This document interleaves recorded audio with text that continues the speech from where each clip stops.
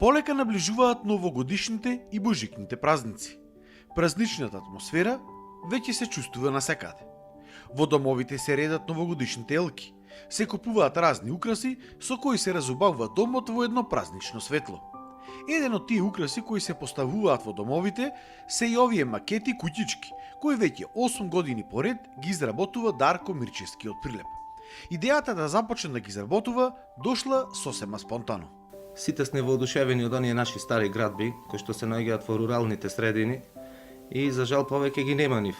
Затоа понесено тој дел, а и ова предновогодишна атмосфера, која што секоја година владе насекаде во светот, сакав да доловам и да донесам една комбинација од таа стара наша традиционална градба и оно што за жал сега повеќе и го нема дури снегот. И е создадена една комбинација од таа градба и ова идеја за да се добие налик на куќичката. Дел од материјалите со кои ги изработува куќичките се вештачки, а дел пак се природни материјали, како камен, дрвца, трска, слама и слично.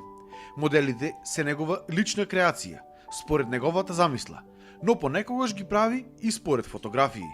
Материјалите се наоѓаат во сите подобро снабдени продавници за бои, лакови, се однесува тука на лепакот и на некои други елементи, а основата стиропорот, значи, а основата градбата, значи, е од каменот. Каменот го имаме во природата, дрвцата, тие трски се собрани од природата.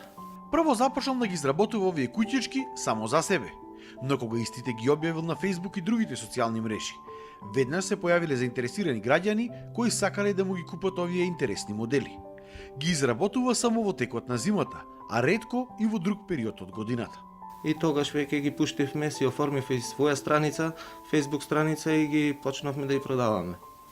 Колку годишно изработуваш вакви куќички? Па во просек некаде не може многу да се изработат, бидејќи сепак е рачно, сето, немаме ништо тука, некој индустријско производство или готов материјал да прибавиш, готов шаблон, некаде околу 40 до 50 во сезона. Тоа значи дека 3 месеци од октомври, ноември и декември максимумот е тој.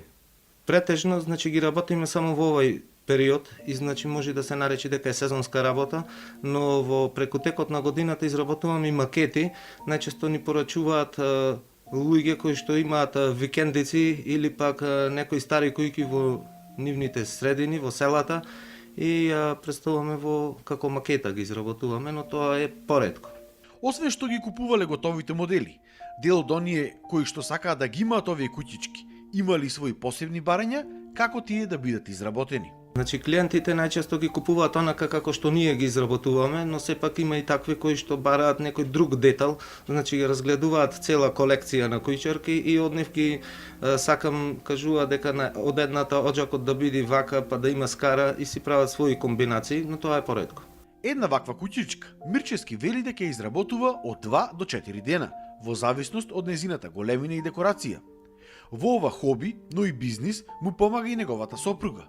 Освен куќички, во последно време за Божик изработува и макети на пештерата каде е роден Господ Исус Христос.